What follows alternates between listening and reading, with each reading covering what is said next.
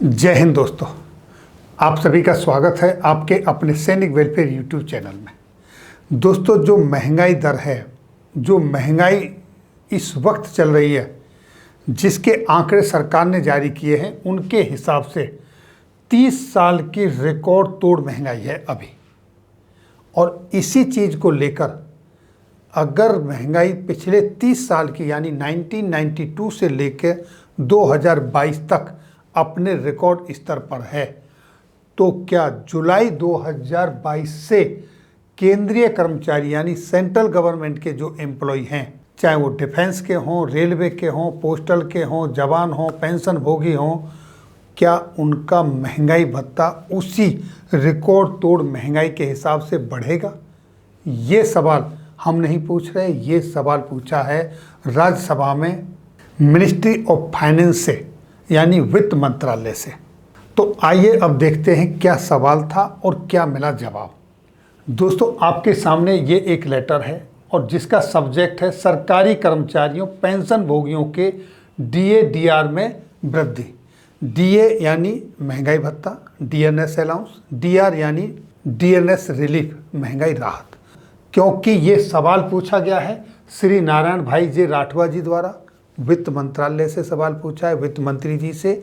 और उनका सवाल ये था कि 1992 से लेकर 2022 तक यानी पिछले 30 साल में जो थोक मूल्य सूचकांक है, जो महंगाई दर है, वो अपने उच्चतम स्कोर पर है, यानी कि वो 15.8% पर पहुंच गई है। और आने वाले समय में भी इसके बढ़ने की, इसमें उछाल की संभावना है।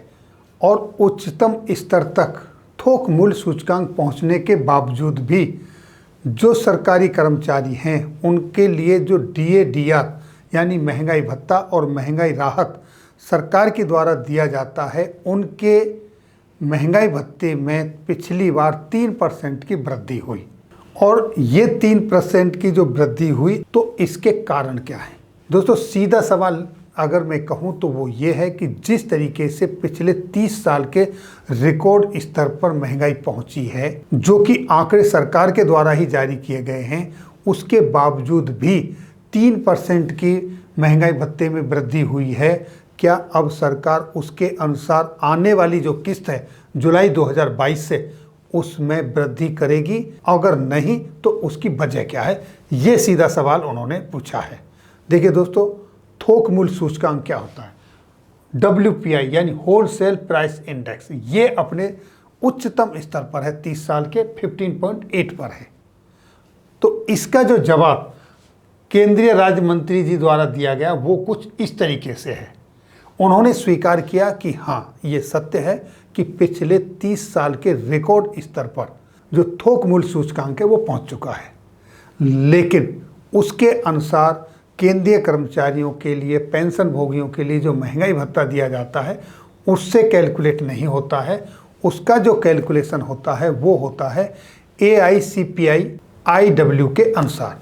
ये AICPI IW क्या है दोस्तों? AICPIN यानी कि all India consumer price index के जो नंबर होते हैं वो किसके? इंडस्ट्रियल वर्कर्स के, जैसा कि हर महीने सेंट्रल गवर्नमेंट की तरफ से जारी किए जाते हैं, जिनके अनुसार हम आपको बताते हैं कि अब इस महीने जो उपभोक्ता सूचकांक है वो इस स्तर पर पहुंच गया है और उसके अनुसार आपका जो महंगाई भत्ता है वो अब इस तरह से कैलकुलेट होके इतने % आपको मिलेगा। वही चीज़ यहाँ पर उन्होंने बताई है अपने जवाब में। उनका कहना ये है कि ये सच है कि 30 वर्ष यानी कि 1992 से लेके अब तक जो मुद्रास्फीति है, यानी कि जो थोक मूल्य सूचकांक है, वो 15.88% पर पहुंच गया है। ये सत्य है, लेकिन इसके अनुसार महंगाई दर, डीए डीआर, महंगाई भत्ता में बढ़ोतरी नहीं होगी। यानी कि केंद्र सरकार के कर्मचारियों पेंशन भोगियों के लिए महंगाई भत्ता, डीए, महंगाई राहत डीआर की जो गणना होती है वो गणना किससे होती है? वो गणना होती है दोस्तों AICPI IW यानी कि all India consumer price index for industrial worker या अखिल भारतीय उपभोक्ता सूचकांक जो इंडस्ट्रियल वर्कर के लिए जारी होता है उसके अनुसार गणना होती है और उसके हिसाब से आपको महंगाई भत्ता दिया जाता है। यानी कि जितना भी थोक मूल्य सूचकांक 30 साल के कितने भी स्तर पर पहुंच जाए इससे कोई फर्क नहीं पड़ता है। जो अखिल भारतीय उपभोक्ता सूचकांक के जो आंकड़े हैं AICPI इनके जो आंकड़े आएंगे उनके हिसाब से जो कैलकुलेशन होता है उसी के कैलकुलेशन के आधार पर महंगाई भत्ता, महंगाई राहत केंद्रीय कर्मचारियों, जवानों, पेंशन भोगियों को दी जाती है।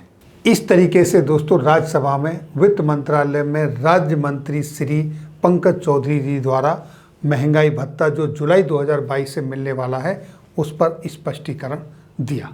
तो दोस्तों ये थी जानकारी केंद्रीय कर्मचारियों को मिलने वाले महंगाई भत्ता, महंगाई राहत के संदर्भ में। फिर मिलेंगे इसी तरह की किसी वेलफेयर से जुड़ी हुई अन्य जानकारी के साथ अगली वीडियो में। तब तक के लिए दोस्तों जय हिंद, जय भारत।